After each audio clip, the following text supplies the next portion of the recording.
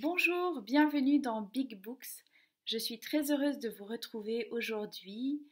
Nous sommes, je crois que j'ai un peu oublié le temps, je crois qu'on est mercredi et je crois qu'on est à un peu moins de 3 semaines de la fin du confinement.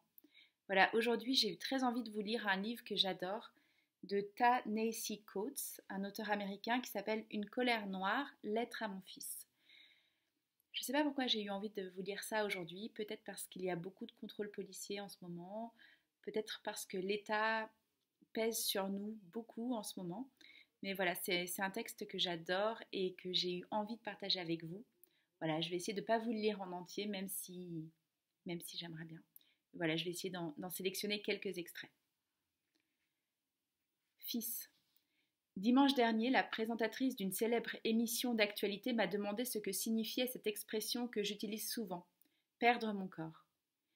L'émission était diffusée depuis Washington et j'étais installée dans un autre studio, situé à Manhattan.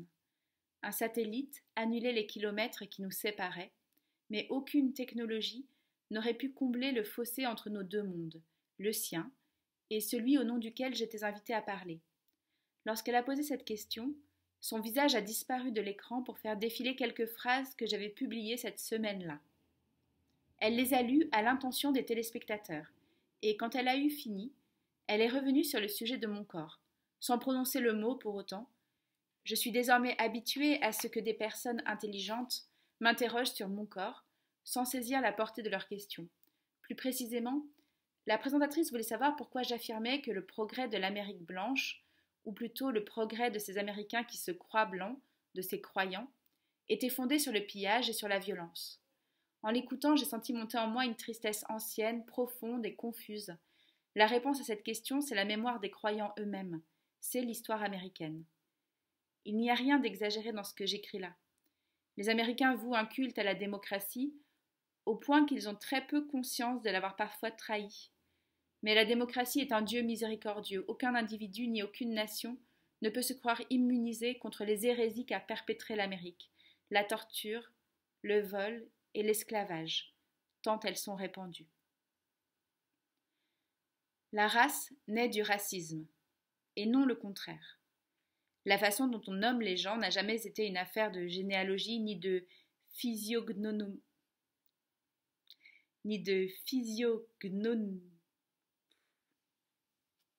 Essaye encore. La race naît du racisme, et non le contraire. La façon dont on nomme les gens n'a jamais été une affaire de généalogie, ni de physiognomonie.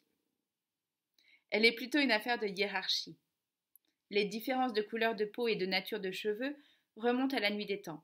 En revanche, croire à la prééminence de la couleur de peau et de la nature des cheveux, penser que ces facteurs peuvent contribuer à l'organisation cohérente d'une société et reflètent des caractéristiques plus profondes, indélébiles, voilà l'idée nouvelle qui fonde ce nouveau peuple qui a été conduit à croire, contre toute évidence et de manière tragique, qu'il est blanc.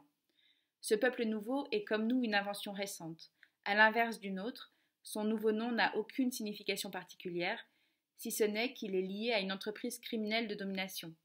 Avant d'être blancs, ces gens nouveaux étaient autre chose, ils étaient catholiques, corses, gallois, mennonites, juifs. Et si notre idéologie nationale devient un jour réalité, alors ces gens changeront de nom à nouveau. Peut-être deviendront-ils vraiment américains et offriront-ils une origine plus noble à leur mythe, je n'en sais rien. À l'heure actuelle, il faut bien le dire, le processus d'uniformisation de tribus disparates dans une égale blancheur, l'essor de cette croyance que l'on est blanc, ne se sont pas produits simplement en allant à des dégustations de vin ou à des barbecues du quartier. Ils sont le résultat d'un pillage, celui de la vie, de la liberté, du travail et de la terre. Ce pillage se manifestait par des dos fouettés à vif, des membres enchaînés, des rebelles étranglés, des familles détruites, le viol des mères, le trafic de leurs enfants, et bien d'autres choses, toutes conçues, d'abord et avant tout, pour nous confisquer à toi et à moi le droit de protéger et de maîtriser notre propre corps. Ce nouveau peuple, en cela, n'est pas original. Peut-être a-t-il existé au cours de l'histoire une grande puissance dont l'expansion n'a pas nécessité l'exploitation violente d'autres corps humains. Si c'est le cas, je n'en ai pas connaissance. Mais la banalité de cette violence n'excusera jamais l'Amérique. Parce que l'Amérique se veut différente, l'Amérique se croit exceptionnelle, Elle se voit comme la nation la plus grande et la plus noble qui ait jamais existé, une héroïne solitaire protégeant la citadelle blanche et démocratique des terroristes, des despotes, des barbares et d'autres ennemis de la civilisation. Évidemment, ce texte parle de l'Amérique, mais je trouve qu'il s'adresse très bien aussi à la France et au pays des droits de l'homme. Mais on ne peut pas en même temps prétendre être surhumain et plaider que l'erreur est humaine. Prenons au mot nos compatriotes et leurs prétentions au caractère exceptionnel de l'Amérique. Essayons de soumettre notre pays à des critères moraux eux-mêmes exceptionnels. La tâche est difficile, du fait de tout un dispositif idéologique et culturel qui nous incite à prendre l'innocence de l'Amérique pour acquise et à ne pas nous poser trop de questions. Il est si facile de détourner le regard, de vivre avec les conséquences de notre histoire et d'ignorer l'infamie perpétrée en notre nom à tous. Toi et moi, nous n'avons jamais vraiment eu ce luxe, je pense que tu le sais. Je t'écris dans ta 15e année. Je t'écris car cette année tu as vu Eric Gardner se faire étrangler et tuer pour avoir vendu des cigarettes. Tu as vu des hommes en uniforme assassiner de leur voiture Tamir Rice, un enfant de 12 ans, qu'ils avaient juré par serment de protéger. Tu as vu des hommes dans ce même uniforme tabasser Marlène Pinnock, une grand-mère, sur le bas-côté d'une route. Et tu sais à présent, si jamais tu l'ignorais encore, que les services de police de ton pays ont été dotés de pouvoir de détruire ton corps. Peu importe que cette destruction soit le résultat d'une réaction malencontreuse et excessive. Peu importe qu'elle soit le fruit d'un malentendu. Peu importe qu'elle découle de la stupidité de certaines lois. Si tu vends des cigarettes sans en avoir l'autorisation légale, ton corps peut être détruit. Si tu manifestes de la colère contre ces gens qui essayent de l'enfermer, si tu empruntes un escalier trop sombre, ton corps peut être détruit. Les auteurs de cette destruction auront rarement des comptes à rendre. Pour la plupart, ils percevront leur retraite. Cette destruction n'est que la forme superlative d'une domination dont les prérogatives incluent la fouille, la détention, le passage à tabac et l'humiliation. Tout ceci est une histoire banale pour les Noirs. Tout ceci est de l'histoire ancienne. Personne n'est tenu responsable.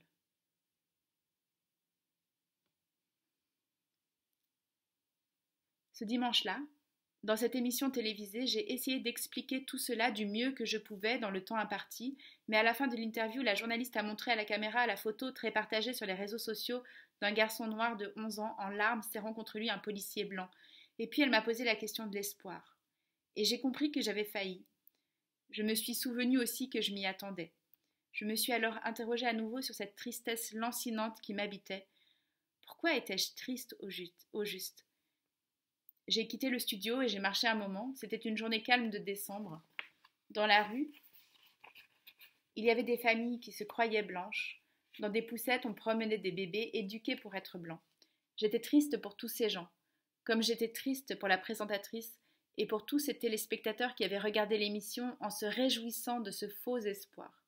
J'ai compris pourquoi j'étais triste. Lorsque la journaliste m'avait posé cette question sur mon corps, c'était comme si elle m'avait demandé de l'arracher au rêve le plus merveilleux qui soit. Toute ma vie, j'ai été témoin de ce rêve. Maison parfaite et belle pelouse. Barbecue du Memorial Day. Association de quartier et allées privées. Le rêve. Ce sont des cabanes dans les arbres. De gentils scouts. Le rêve a l'odeur de la menthe et le goût d'un biscuit à la fraise. J'ai cherché pendant si longtemps à m'échapper dans le rêve, à me blottir dans mon pays comme sous une couverture. Mais ce n'a jamais été possible. Le rêve pèse sur notre dos. Il repose sur le lit de nos corps. En prenant conscience de tout cela, du fait que le rêve perdure en parfaite opposition avec le monde connu, j'étais triste. Triste pour la présentatrice, triste pour toutes ces familles. J'étais triste pour mon pays, mais par-dessus tout, à cet instant précis, j'étais triste pour toi. C'est la semaine où tu as appris que les assassins de Michael Brown allaient rester libres. Les hommes qui avaient abandonné son corps dans la rue comme une preuve effrayante de leur pouvoir absolu ne seraient jamais punis. Jamais je n'ai imaginé que quiconque serait puni. Mais toi, tu étais jeune, tu y croyais encore, tu es resté debout jusqu'à 23 heures ce soir-là, en attendant la nouvelle d'une condamnation, et lorsqu'on a annoncé qu'il n'y aurait aucune condamnation, tu as dit « faut que j'y aille ». Tu allais te réfugier dans ta chambre et je t'ai entendu pleurer. Je suis venue te voir 5 minutes plus tard, mais je ne t'ai pas pris dans mes bras. Je ne t'ai pas consolée parce que je pensais que te consoler, c'était une mauvaise idée. Je ne t'ai pas dit que tout se passerait bien parce que je n'ai jamais cru que les choses se passeraient bien. Ce que je t'ai dit, c'est ce que tes grands-parents avaient toujours essayé de me dire. Ceci est ton pays, ton monde, ton corps.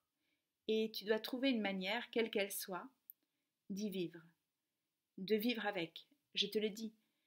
Cette question comment vivre avec un corps noir dans un pays perdu dans le rêve est la question de toute ma vie. Et cette quête, je l'ai compris, trouve au bout du compte sa réponse en elle-même.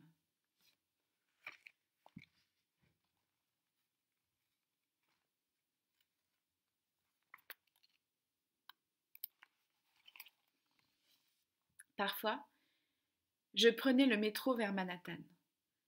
Il y avait tellement d'argent partout, de l'argent qui débordait des bistrots et des cafés, de l'argent qui propulsait les gens à des vitesses incroyables, le long d'avenues immenses, de l'argent qui attirait un trafic intergalactique sur Times Square, de l'argent dans les vieilles pierres, de l'argent sur West Broadway, où des blancs jaillissaient de bars à vin avec des verres qui débordaient, et sans que la police s'en mêle. Je voyais ces gens, en boîte, sourds, rigolards, défiant les breakdancers dans des battles. Ils se faisaient détruire, humiliés dans ces défis, mais après coup, ils tendaient leurs poings, riaient de plus belle, commandaient d'autres bières. Ils n'avaient vraiment pas peur. Je ne comprenais rien, jusqu'à ce que je fasse attention à ce qui se passait dans la rue. Alors j'ai vu des parents blancs marcher derrière de grosses poussettes à 2 places, sur des boulevards de Harlem en voie de gentrification, habillés de t-shirts et de shorts de jogging, ou d'autres parents perdus dans leur conversation, tandis que leurs enfants dominaient des trottoirs entiers avec leurs tricycles. La galaxie leur appartenait. Et alors que nous apprenions la terreur à nos enfants, j'ai compris que ces parents, eux, apprenaient la maîtrise et la domination aux leurs. Ainsi, lorsque je te promenais dans ta poussette vers d'autres parties de la ville, le West Village par exemple, parce que je croyais quasi instinctivement qu'il fallait absolument que tu voies d'autres endroits, je me souviens que je me sentais mal à l'aise, comme si j'avais emprunté un bijou de famille à quelqu'un, comme si j'étais en train de voyager sous un faux nom. Pendant toute cette période, tu grandissais. Tu apprenais des mots, tu découvrais des sentiments. Toi, mon beau garçon, brun de peau, qui allait bientôt entrer dans la connaissance, qui allait bientôt comprendre les lois de ta propre galaxie et tous les phénomènes d'extinction massive qui lorgnaient vers toi avec un très vif intérêt. Tu allais devenir un homme, et je ne pourrais pas t'empêcher de subir la distance infranchissable qui te séparerait de tes futurs pères et collègues, lesquels tenteraient peut-être de te convaincre que tout ce que je sais, toutes les choses que je partage dans ce livre avec toi ne sont qu'illusions, ou font partie d'un passé lointain dont il est inutile de parler. Je ne pourrais pas te protéger contre la police, ses lampes torches, ses mains, ses matraques et ses armes. Prince John, assassiné par ceux qui auraient dû être ses gardes du corps et assurer sa sécurité, m'accompagne toujours, et je savais que bientôt il t'accompagnerait aussi. À cette époque, justement, quand je sortais de la maison, dès que je tournais sur Flatbush Avenue, mon visage se tendait comme le masque d'un lutteur mexicain. Je lançais des regards furtifs tout autour de moi, les bras souples, agiles, prêts. Ce besoin d'être toujours sur ses gardes, c'était une gigantesque dépense d'énergie, comme le long siphonnage d'un réservoir d'essence.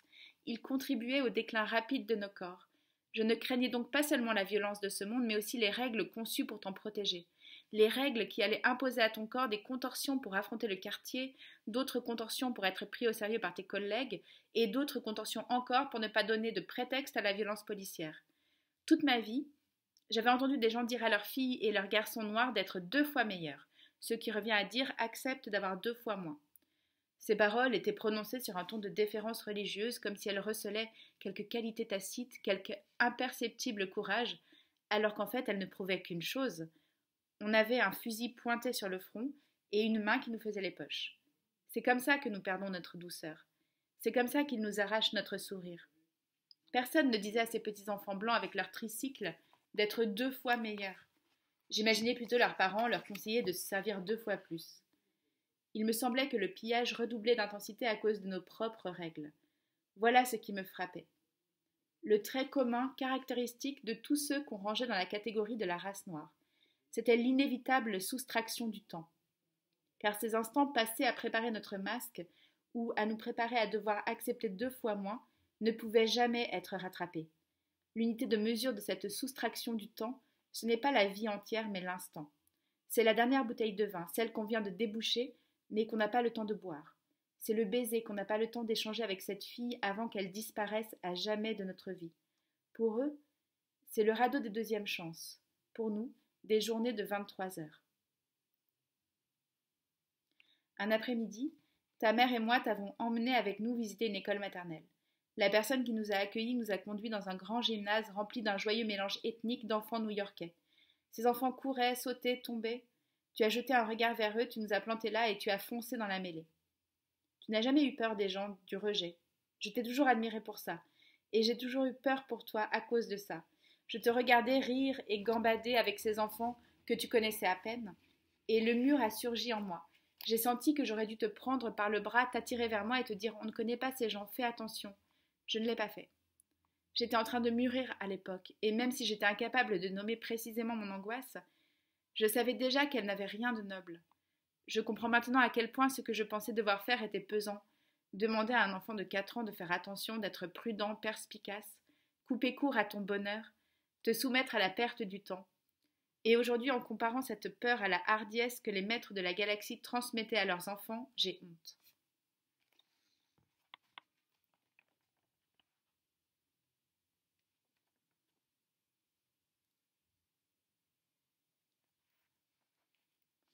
Je vais vous lire un dernier passage, un passage que j'adore, que je trouve magnifique.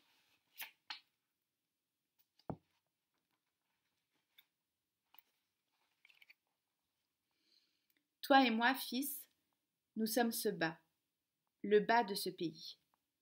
C'était vrai en 1776, c'est vrai aujourd'hui.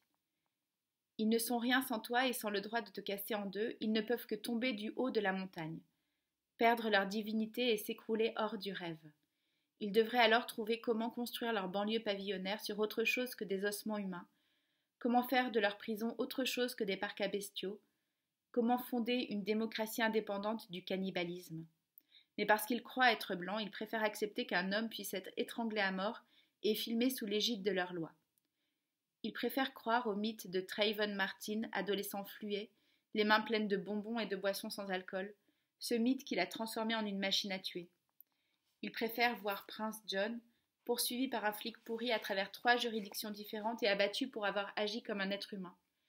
Ils préfèrent enfin, en toute conscience, pousser mon fils de 4 ans dans le dos comme s'il n'était qu'un simple obstacle sur le chemin de leur journée si importante.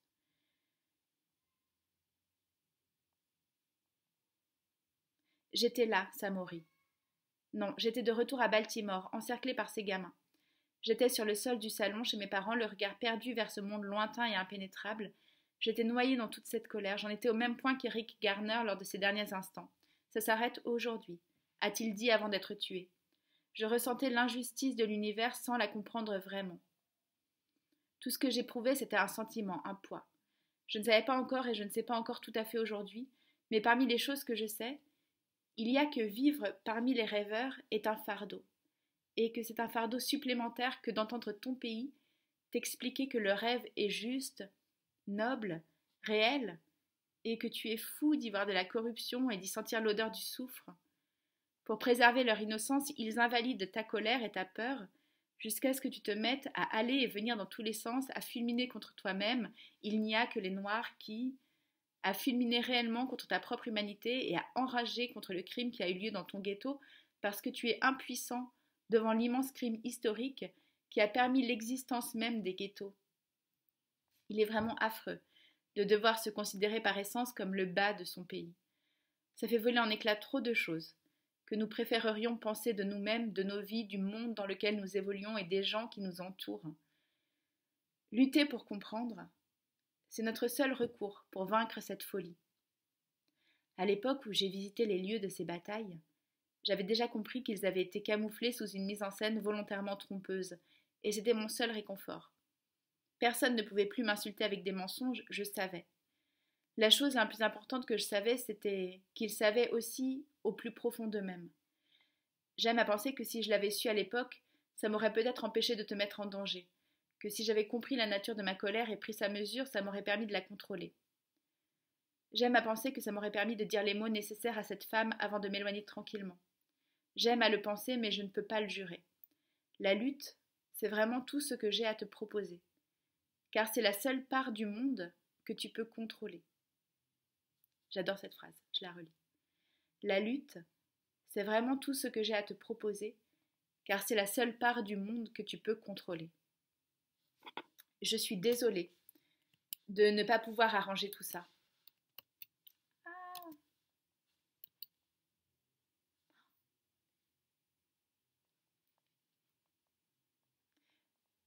Je suis désolée de ne pas pouvoir arranger tout ça. Je suis désolée de ne pas pouvoir te sauver, mais pas si désolée que ça.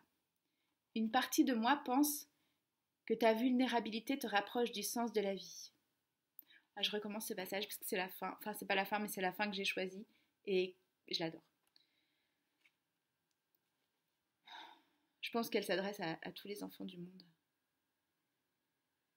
Je suis désolée de ne pas pouvoir arranger tout ça. Je suis désolée de ne pas pouvoir te sauver, mais pas si désolée que ça. Une partie de moi pense que ta vulnérabilité te rapproche du sens de la vie, de la même manière que la volonté de certains de se croire blancs les en éloigne. Le fait est que, malgré tous leurs rêves, leurs vies ne sont pas plus inviolables que les nôtres. Lorsque leur propre vulnérabilité devient réelle, lorsque la police décide que les tactiques conçues pour les ghettos doivent être étendues à leur territoire, lorsque leur société armée abat leurs enfants, lorsque la nature envoie des ouragans sur leur ville, ils sont choqués, comme beaucoup d'entre nous, ayant grandi dans la conscience des causes et des effets. Ils sont choqués comme beaucoup d'entre nous ayant grandi dans la conscience des causes et des effets ne le seront jamais. Et je ne te souhaiterais pas de vivre comme eux. La race dans laquelle on t'arrangeait fait que tu as toujours le vent de face et les chiens sur les talons. À des degrés divers, ceci est vrai de toute vie. La différence est que tu n'as pas le privilège de vivre dans l'ignorance de ce fait fondamental. Je te parle comme je l'ai toujours fait, comme l'homme sobre et sérieux que j'ai toujours voulu que tu sois, qui ne s'excuse pas de ses sentiments, qui ne s'excuse pas non plus de sa stature, de ses longs bras, de son beau et large sourire. Tu es en train de grandir. En prenant conscience de toutes ces choses, et mon souhait, en ce qui te concerne, est que tu n'éprouves jamais le besoin de te contorsionner pour procurer à d'autres leur confort. Rien de tout ça ne peut changer la donne, de toute façon. Je n'ai jamais voulu que tu sois 2 fois meilleur qu'eux. J'ai toujours voulu que tu attaques chaque jour de ta vie, aussi brève et brillante, en luttant. Les gens qui ont besoin de croire qu'ils sont blancs ne doivent jamais te servir de maître étalon. Je ne voudrais pas que tu te couches dans un rêve. Je voudrais que tu sois un citoyen, de ce monde beau et terrible à la fois, un citoyen conscient.